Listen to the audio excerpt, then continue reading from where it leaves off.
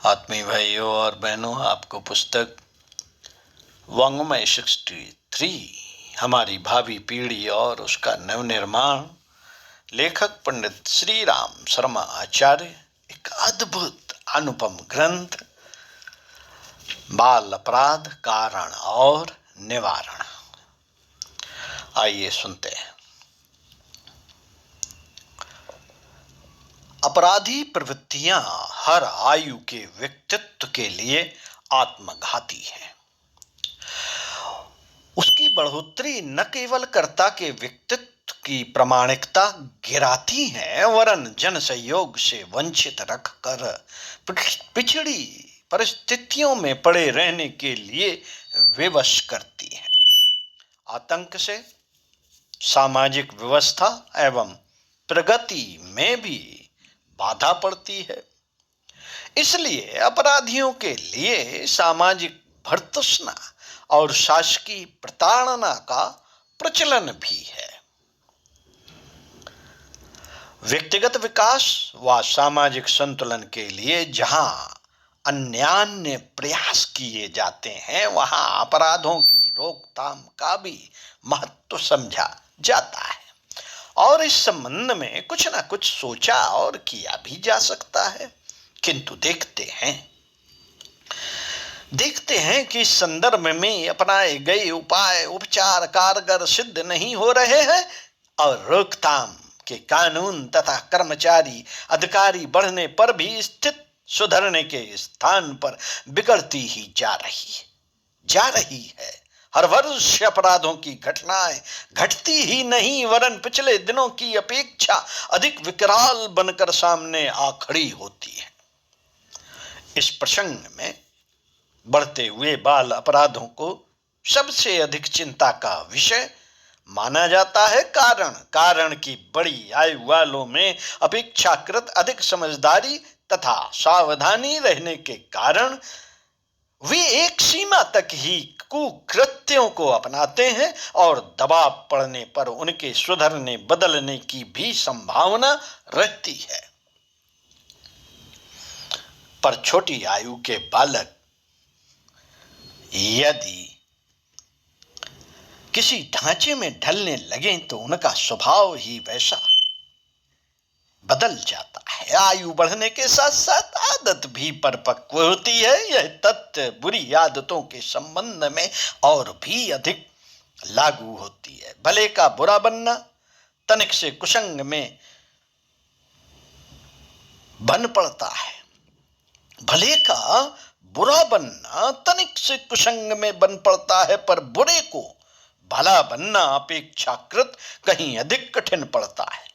बालकों को छोटी आयु में ही यदि दुष्प्रवृत्तियों को अपनाने का अवसर मिलता रहे, सुधार के लिए कारगर प्रयास न हो, तो समझना चाहिए कि उनका भावी व्यवसाय ही अपराध करते रहना जैसा बन गया।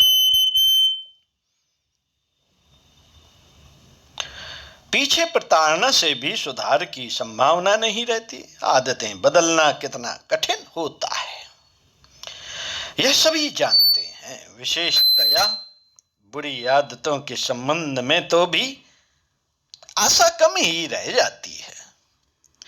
बढ़ते हुए बाल अपराध यह संकेत करते हैं कि भावी पीढ़ी का स्तर उज्जवल बनाने की आशा धूमिल होती जा रही है। ऐसा समुदाय बढ़ने की आशंका है जो स्वयं पतित स्तर में पड़ा रहे और अपने प्रभाव क्षेत्र में त्रास उत्पन्न करे। यह संभावना भयावह है। अनपढ़ व्यक्तियों का समाज फलता फूलता नहीं, भले ही उसे कितनी ही सुविधा साधन उपलब्ध क्यों ना हो। प्रगति की बात सोचने वालों को इस तथ्य से भी बेखबर नहीं होना चाहिए कि उज्जवल भविष्य की संरचना में परिष्कृत व्यक्तित्वों का बाहुल्य भी एक बहुत बड़ी आवश्यकता है। यह समस्या बिना सुलझी पड़ी रहे और वैयक्तिक चरित्र का स्तर गिरता रहे तो समझना चाहिए कि ईश्वर ही रक्षक है। बाल अपराधों के कारण तो सामाजिक एवं आर्थिक भी हो सकते हैं। बाल अपराधों के कारण सामाजिक और आर्थिक भी हो सकते हैं। कुसंग और वातावरण को भी इस संदर्भ में उत्तरदायी ठहराया जा सकता है, पर सबसे बड़ी बात है उस पारिवारिक वातावरण का अनैतिक होना जिसमें बच्चा पलता है और जन्म के दिन से ही चीखना आरंभ करता है। विभिन्न विषयों की जानकारी होने न होने के संबंध में स्कूली प्रशिक्षण को भी सुविधा असुविधा को भी कारण माना जा सकता है, किंतु जहां तक बालकों के चरित्र और स्वभाव का संबंध है उस पर तो निश्चित रूप से पारिवारिक वातावरण की ही सबसे गहरी छाप रहती है। सुसंस्कृत परिवारों के बीच बालकों के व्यक्तित्व के विकास की बहुत कुछ संभावना रहती है। वे जो देखते हैं वही सीखते समझते हैं और वैसा ही अनुकरण करने लगते हैं। जब उन्हें परिवार में ओछा दृष्टिकोण और अवांछनीय प्रचलन कार्यान्वित होता दिखता है तो वे उसी को सहज स्वभाव एवं उपयोगी मान बैठते हैं। बालक आमतौर से बड़ों की नकल करते हैं। बालक आमतौर से बड़ों की नकल करते हैं। वह नकल क्रियापरक ही नहीं, यह नकल क्रियापरक ही नहीं, दृष्टिकोण, स्वभाव, चरित्र एवं व्यक्तित्व भी उसी प्रवाह में बहने लगते हैं। बालक कोरे कागज की तरह होते हैं। मित्रों, बालक कोरे कागज की तरह होते हैं। उन्हें क्या बनना है इसको जान या अनजान में अभिभावक ही बनाते हैं। बच्चों के माता पिता इसमें बहुत बड़ी भूमिका निभाते हैं। मित्रों, इन दिनों बच्चों का उत्पादन एक खिलवाड़ बन गया है। बाजार से मनोरंजन के लिए खिलौने खरीद लाने और नापसंद होने पर उसे कूड़े करकट में फेंक देना एक बात है और बच्चों को उत्पन्न करना दूसरी। उनसे घर की शोभा बढ़ती है, चहल पहल रहती है और मन बहलता है। यह आशा भी रहती है कि बड़े होने पर वे सहायक सिद्ध होंगे, विकसित करने के बदले श्रेय सम्मान मिलने जैसा गौरव प्रदान करेंगे। पर साथ ही यह भी एक तथ्य है कि यदि उनका व्यक्तित्व अवांछनीय स्तर का बन पड़ा तो वे स्वयं दुखी रहेंगे। दुखी रहने, सामाजिक विग्रह खड़ा करने के लिए सबसे अधिक कष्टकारक अभिभावकों के लिए ही बनेंगे, क्योंकि उनकी चित्र विचित्र आदतों और आवश्यकताओं की पूर्ति का सबसे अधिक दबाव उन्हीं पर पड़ता है। बच्चे जिन्हें जनने ही हों, मित्रों, बच्चे जिन्हें जनने हुई हो वे इस बात की जिम्मेदारी समझें कि उन्हें केवल उनका भरण पोषण ही नहीं वरन स्वभाव और चरित्र के रूप में उपयोगी अनुदान भी प्रदान करना है। यह कार्य सर्वप्रथम अभिभावकों को इस संदर्भ में अपना उत्तरदायित्व समझने के रूप में करना चाहिए। उन्हें अपना निजी आवरण और परिवार का वातावरण ऐसा बनाना चाहिए जिसमें नई पीढ़ी को ढलने का अवसर मिले। इस कर्तव्य से विमुख रहने पर वह सारा प्रयास एवं खर्च निरर्थक चला जाता है कि भरण पोषण, शिक्षा, सुविधा आदि के निमित्त किया गया था।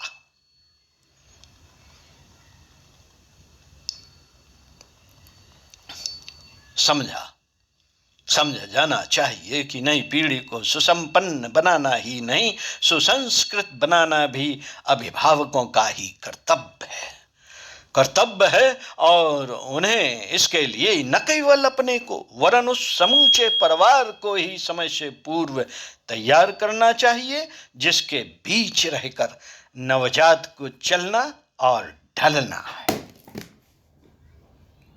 मित्रों, बढ़ते हुए अपराधों के संदर्भ में सबसे बड़ा कारण है उस परिवार का असंस्कृत होना, जिसमें रहकर उनका पालन पोषण हुआ। संपन्न एवं शिक्षित होना एक बात है और सुसंस्कृत होना सर्वथा दूसरी। आवश्यक नहीं कि तथाकथित बड़े लोग सुसंस्कारी भी हों। बच्चे सुविधा साधनों के सहारे सुसंस्कारी नहीं हो सकते, वरन सच तो यह है कि ऐसे वातावरण में आलसी, अहंकारी, दुर्गुणी और दुर्व्यसनी बनने के आसार अधिक रहते हैं। यों दरिद्र परिवारों में भी दुष्प्रवृत्तियों की कमी नहीं रहती। यही है वह अवांछनीय वातावरण जिससे बच्चों का व्यक्तित्व और भविष्य बिगड़ता है। बच्चों के प्रति दूरगामी उत्तरदायित्व समझने वाले समझदार लोगों को प्रजनन में तभी प्रवृत्त होना चाहिए जब वे दाम्पत्य जीवन में ऐसी शालीनता का समावेश कर लें जो नई पीढ़ी को सही ढांचे में ढालकर सही स्तर का बना सकें। देखा जाता है कि इन दिनों स्वेच्छाचार की बाढ़ है। अभिभावक निजी विलास में मस्त रहते हैं और जब बालक उनके शौक मौज में अपनी उपस्थिति के कारण अड़चन उत्पन्न करते हैं तब उन्हें दूर भगाने की कोशिश करते हैं। संपन्न लोगों के लिए इस संदर्भ में एक अच्छा बहाना तथाकथित उन पब्लिक स्कूलों में भर्ती कर देने का मिल जाता है जिनमें अधिक खर्च वसूल करने के साथ साथ व्यक्तित्व विकास की दावेदारी भी जुड़ी रहती है। बालकों को आरंभिक दिनों में अपने अभिभावकों, विशेषतया माता के स्नेह सौजन्य की सबसे बड़ी आवश्यकता होती है। उसका स्वभावतः परिवार के वातावरण में रहकर ही विकास करना चाहिए। अजनबी वातावरण में भले ही उसे कुछ भी खिलाया या कुछ भी सिखाया कराया जाता है, पर अभिभावकों, विशेषतया माता जैसी आत्मीयता कहीं भी नहीं मिलती। इस अभाव के कारण बालक भीतर ही भीतर टूटने और बिगड़ने लगता है। भले ही वह तथाकथित शिष्टाचार अधिक सीखे, पर पढ़ाई में अच्छे नंबर लाए भविष्य बातों से नहीं बनता। योग्यता से धन कमाया जा सकता है, चतुर बना जा सकता है, पर व्यक्तित्व के उच्च स्तरीय विकास में न केवल उपयुक्त वातावरण को वरन ऐसे प्रगाढ़ स्नेह सौजन्य को की भी आवश्यकता पड़ती है जिसकी पूर्ति अभिभावकों के अतिरिक्त कदाचित ही कहीं अन्यत्र हो सके। साथियों, व्यक्तित्व के विकास की सर्वोत्तम पाठशाला परिवार की पृष्ठभूमि है। इसलिए जिन्हें बाल हित का ध्यान हो, उन्हें उस क्षेत्र में सुव्यवस्था एवं सुसंस्कारिता का अधिकाधिक अभिवर्धन करना चाहिए। बच्चों को दूर भगाने की बात सोचने की अपेक्षा उन्हें अपने संरक्षण में ऐसा वातावरण प्रदान करना चाहिए जिसमें रहकर वे अपराधों के कुचक्र में ना फंसे, वरन सुयोग्य नागरिक बनकर अपनी समाज की तथा अभिभावकों की सुख शांति बढ़ा सकने योग्य बन सके। इस संदर्भ में बढ़ती गई उपेक्षा ही फलता बढ़ते हुए बाल अपराधों का कारण मानी जा सकती है। Maternal care and mental health में बाडलवी ने यह प्रतिपादित किया कि बालक 5 वर्षों का होते होते जो बनने को होता है बन जाता है। 5 वर्ष वय पाने के पूर्व पारिवारिकता चरमरा जाने से नियंत्रित 46.7 और बालापराधी 56.3%, 9 वर्ष वय पूर्व 28.1 और 31.0% 10 वर्ष तक पहुंचने के पहले कुमार्ग की ओर चल पड़े थे। मदर चाइल्ड सेपरेशन एंड डेलिक्वेंसी की लेखिका एस नेइस ने ओस्लो चाइल्ड प्रोटेक्शन काउंसिल की फाइलों से 42 बाला अपराधी और उतने ही नियंत्रित सम वय वाले बालकों को चुना। उन्हें यह तथ्य निरूपित करने को मिला कि मात्र स्नेह के बिलगाव के बालापराधियों में अनेक तरह की दुष्प्रवृत्तियां पनपी। अंतर्राष्ट्रीय बाल मनोविज्ञान परिषद लिस्बन के अधिष्ठाता R.N. स्पिट्ज ने उपेक्षित वातावरण में पले ऐसे बालकों के संबंध में शोध की जिन्हें सुविधा की कमी न थी, पर वे तिरस्कृत उपेक्षित स्तर का निर्वाह करते थे। फलतः वे खिन्न रहने लगे और उत्साहवर्धक वातावरण में पलने वाले गरीब बालकों की तुलना में कहीं अधिक पिछड़ गए। उनकी मृत्यु दर भी अधिक रही, बीमार भी अधिक हुए और बौद्धिक दृष्टि से पिछड़ गए। उनकी व्यवहार कुशलता भी अपेक्षाकृत कम थी। 21 बालकों पर 4 वर्ष की आयु तक की गई इस उभय पक्षीय शोध से परिणाम यह निकले कि उपेक्षित वर्ग बहुत घाटे में रहा। उनमें से 20 बिना किसी की सहायता से अपने कपड़े नहीं पहन सके। सफाई की सुरुचि 15 ने किसी प्रकार प्राप्त कर ली थी। 6 को अवरोधन शक्ति नहीं अर्जित हो सकी थी। 6 एक भी शब्द नहीं बोल पा रहे थे। 5 के पास 2 शब्दों का कोश था। मात्र एक वाक्य बोल सका था। डॉक्टर जे बॉल्बी ने अनेकों बाल अपराधियों के ऊपर अध्ययन किया तथा पाया कि उनमें से अधिकांश बच्चे 1 वर्ष से 5 वर्ष की आयु के बीच लगभग 6 महीने या उससे अधिक समय तक माता से अलग रहे। डॉक्टर एच भौरे ने यह पाया कि मानसिक उपचार करा रहे अधिकांश रोगी बचपन में माता के प्यार से आंशिक काल हेतु त्याग, मृत्यु तथा बीमारी के कारण वंचित रहे।